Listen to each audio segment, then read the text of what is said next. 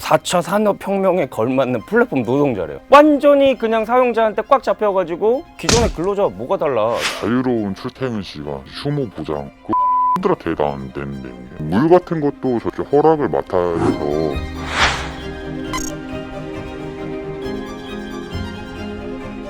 정말 이게 정신이 없다 보니까 60개, 70개도 배송할 때도 있거든요. 배송기사도 사람이잖아요. 아침에 눈 떴는데 온몸이 아플 수도 있는 거고, 일주일에 한 번은 쉬어야 되는데 그 한 번 쉬는 게 평가가 되는 거죠. 평가가 안 좋으면은 제 지역을 뺏겨요.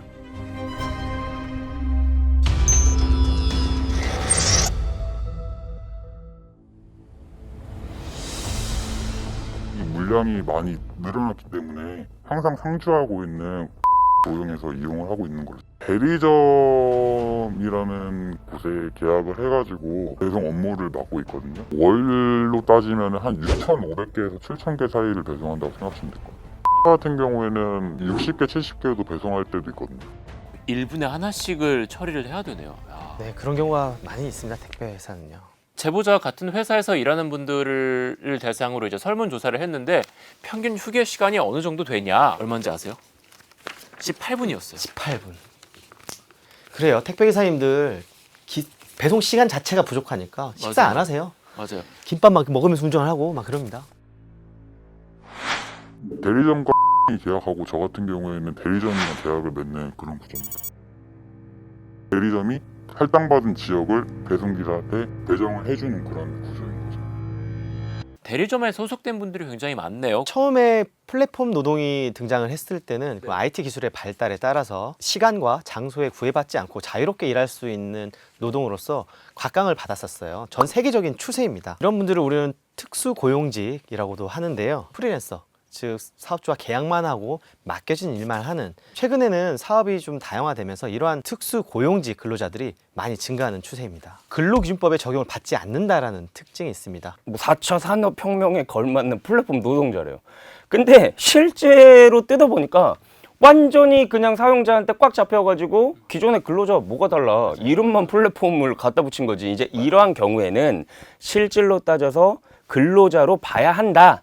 라는 이제 좀 구체적 타당성을 기한 이제 판례들이 조금씩 나오고 있고, 하지만 아직까지는 완전한 어떤 근로자성을 인정받지는 못하고 있긴 합니다. 실질적으로 배송 시간을 따지고 보면 5시간 정도밖에 안 된다고 생각하시면 돼요. 분류 하차 시간이 되게 늦어요. 근데 그 시간은 정해져 있는 시간이 아니고 무한대다 이거죠. 이렇게 끝날 때까지 기다려야 됩니다. 출차를 못 해요. 배송 시간 7시까지 정해져 있으면 하차 작업이 5시에 끝나면은 이제 남은 2시간 동안 뒷감당을 하라는 그런 경우가 많거든요. 제한적인 시간으로 인해서 업무 부담이 너무 심한 거죠.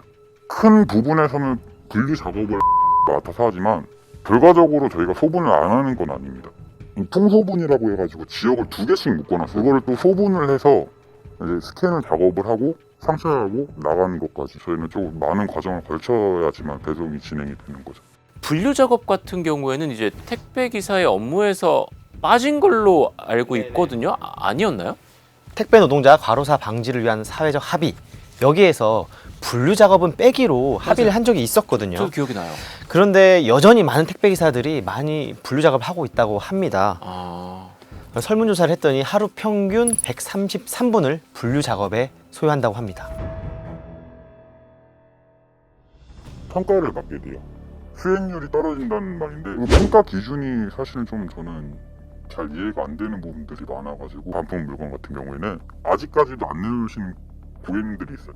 그거를 안 가지고 와도 반영이 되고, 신선식품 담아놓는 거 다들 아실 거예요. 그런 거 회수를 하게 되면은 건당 100원을 지불을 해주세요. 그 100원 받으려고 4층, 5층 뛰어 올라가면은 없는 경우도 종종 있어요. 저희가 회수를 못 해놓으면은 CSA 반영이 되고, CSA 반영이 되면은 이제 대리점 측에서도 그렇고 캠프 측에서도 그렇고 이야기가 나옵니다. 수행률이 나쁘십니다. 회수해 오셔야 됩니다. 평가의 기준이 너무 과하다라는 생각이 드는 거죠. 자유로운 출퇴근 시간, 휴무 보장 그런 거 없어요. 그거 안 되는 내용이에요. 배송기사도 사람이잖아요. 아침에 눈 떴는데 온몸이 아플 수 있는 거고, 배송 업무를 365일 할 수는 없어요. 사람이 힘들어가지고. 일주일에 한 번은 쉬어야 되는데 그 한 번 쉬는 게 CSA 평가가 되는 거죠. 20%가 깎여요. 왜 그러냐라고 봤더니 이용하게 되면 그런 식으로 된다고 하더라고요. 모든 걸 평가하고선 그렇기 때문에 꼭 쉬고 싶어도 거의 못 쉰다고 보시면 돼요. 회사가 요구하는 뭐 배송의 량, 뭐 기준을 충족하려면 현재 상황에서는 선택권이 크게 없을 것 같아요. 그냥 업무 자체를 쉬기가 어렵다라는 거죠. 이 뭐 백업 기사가 있다고는 하지만 이제 실질적으로 대리점마다도 다 편차가 있다라고 해요. 이런 분들도 근로자로 포섭할 수 있게끔 해야 근로기준법상 보호를 받을 수 있다라는 생각이 들고요. 아까 휴식권이 없잖아요. 건강권도 보장이 되지 않는 이런 근로자들이 있어서는 안 될 거라고 생각이 되고요. 수익률이 떨어지게 되면은 계약상의 불리함이 많아요. 개인한테 평가를 한다기보다는 지역을 평가해서 대리점이 통보를 내립니다. 너희 그 CS 여기 빨간 불이다. 안 좋다. 이제 정리를 해야겠다. 대리점 쪽에서는 이 지역이 평가가 점수가 안 좋다 그러면은 유지를 할 수 없는 상황이기 때문에 손을 놓게 되는 거죠. 너 이거 감당 안 되는 시간 내에 배송 못 하네. 그러면 우리가 이만큼 회수해 갈게. 일부 물량을 에서 회수를 하게 되면은 절반 정도가 줄어요. 절반 정도면 소득도 그 반으로 줄게 되거든요. 기름값 유지하고 보험료, 기타 등등 부대 비용 등 그거 유지를 절대 못해요. 거의 퇴사 통보랑 마찬가지라고 생각하시면 될 것 같습니다. 평가를 계속 받는 거네요. 구조적인 압박이 있는 거죠. 장점도 있겠지만은 문제점 역시도 이제 슬슬 드러나고 있는 것 같아요. 이게 택배 회사들은 지역을 딱 떼어주거든요. 물량이 원래는 1,000개였는데 갑자기 아파트가 들어왔어요. 3,000개, 4,000개 되잖아요. 본사는 대리점하고 계약했기 때문에 넌 알아서 그걸 배송할 책임이 있는 거예요. 이게 다 대리점의 역할인 거예요. 근데 예전 전통적인 택배 회사는 그 정도였는데 여기는 알고리즘을 돌려가지고 다 사실상 지휘 감독하고 있다고 보여진 거죠. 시스템으로. 그 평가 시스템으로. 좀 달성하기 어려운 그런 목표치를 설정해 두고 못하면 이제 뭐 물량을 안 주거나 뭐 지역을 회수하거나 불공정 거래나 뭐 그래서 만약에 계약을 해지했다. 뭐 부당한 해고로는 볼 수 없나요? 판매 목표 강제 행위라는 이제 대리점법상의 규정이 있거든요. 업체 측에서 대리점한테 요구하는 것이 선택을 가장한 강요예요. 이 선택을 안 하면 그냥 안 하는 거야, 일 자체를. 실질적으로 이걸 못하면 그냥 우린 직장을 잃게 되는 거예요 라고 해서 명시적으로 어떤 할당량을 주고 이거를 반드시 채워 라고 하지는 않았더라도 인사평가나 이런 걸 통해서 이건 뭐 그냥 실질적으로는 강제다 라고 만약에 좀 선회해서 해석해가지고 적용이 된다면 동법에 위반될 소지는 있을 수도 있죠.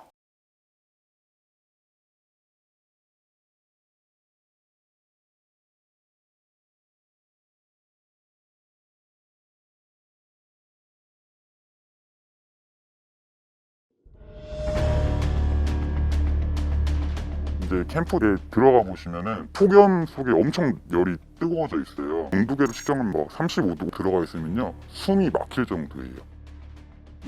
야, 35도예요? 심지어 이게 35도도 저녁 9시 넘어서면 선선할 때예요, 사실은. 너무 오랫동안 있다 보면은 이 연세가 좀 많으신 분들은 쓰러질 수밖에 없는 그런 구조가 돼 있고 그런 걸 예방하기 위해서는 생수 같은 거라도 자주 마셔줘야 되는데 물 같은 것도 저희가 이제 지금 허락을 맡아야 돼서 겨우겨우 얻어먹고 이런 식이기 때문에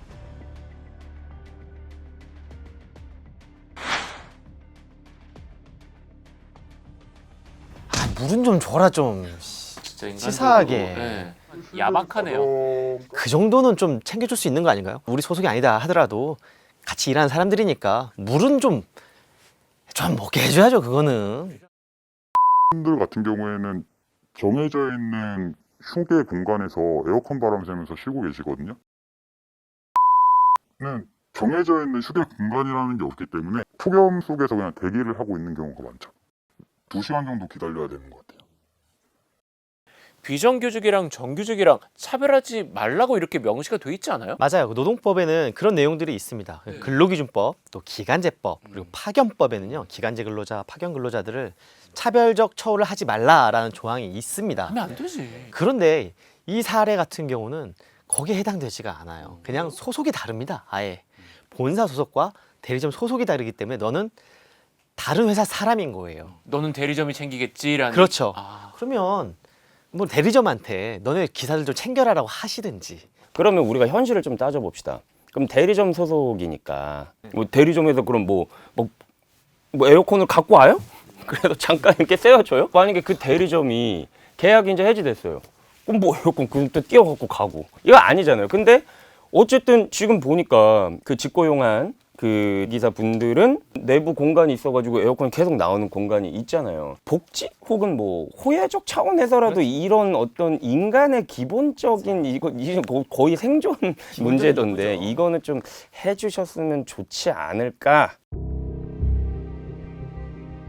한국 지형 같은 경우에는 산을 깎아 만든 지역도 많고 아직 개발이 덜 된 곳 같은 경우에는 6층짜리 건물들도 엘베 없이 계단으로 돼 있거든요.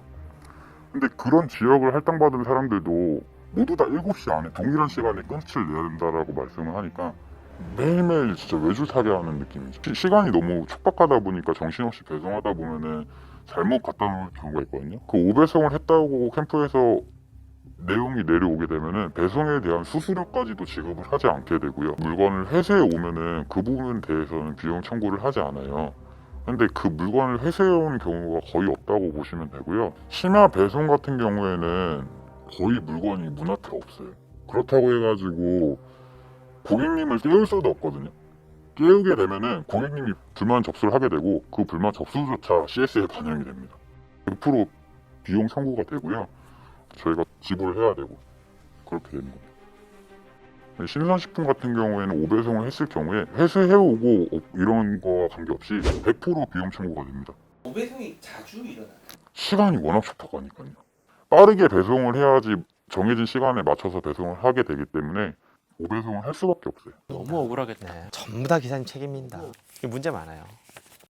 그걸 회수를 해오면은 내용물을 원칙적으로 다 확인하고서 있는지 없는지를 판단하고 가지고 오라고 하거든요. 근데 그럴 시간이 사실상 없습니다. 그래가지고 들어보고서 이게 맞다 싶으면은 회수해가지고 오는데 거기 안에 내용물이 포함되어 있거나 그렇게 되면 그것도 비용 청구를 하게 돼요. 기사님들이 그래서 많이 버는 것 같지만 이렇게 물어내는 비용이 상당히 많습니다. 맞아, 그 물어내는 비 진짜 많다고 그러더라고요. 굉장히 많이 잃어버리고 55인치 TV에다가 캣타워 같은 거 되게 부피가 큰 거는 엄청 크거든요. 뭐 그런 것도 오고 매트리스도 오고 다양하게 옵니다 물건들. 배송 수수료는 무조건 다 동일하고요. 택배 그 물건의 무게와는 상관없이 배송료가 똑같이 측정이 돼요? 크다 그래서 돈 더 많이 받지 않아요. 고용노동부에서도 그래서 그렇죠. 안 그래도 기준이 이 인력 운반 중량 권장 기준이 있어요. 있습니다. 그래서 시간당 3회 이상 배송 시에는 13kg으로 중량을 이제 제한하고 있고 그걸 넘으면 인간적으로 화물로 가야죠. 이건 그렇죠. 택배가 아니라. 사실상 이런 권장 기준이 있지만 지켜지지 않는 경우가 대부분이겠죠. 55인치 TV가 왔는데 나 이거 배달 못해. 나 배달 안 해. 거절권이 없을 거예요.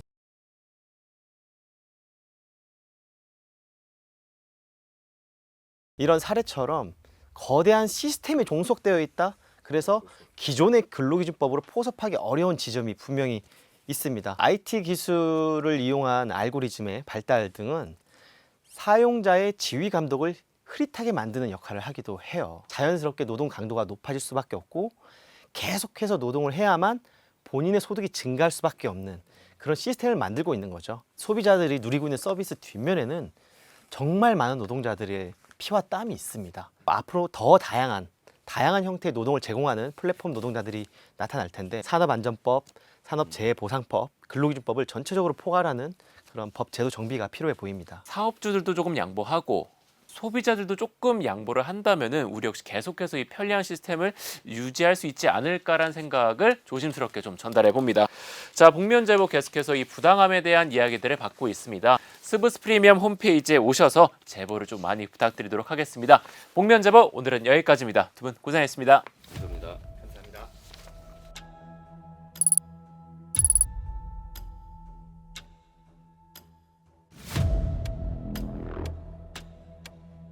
뉴스의 지식을 담다 스프, 저 주시은이 자신 있게 권해드립니다.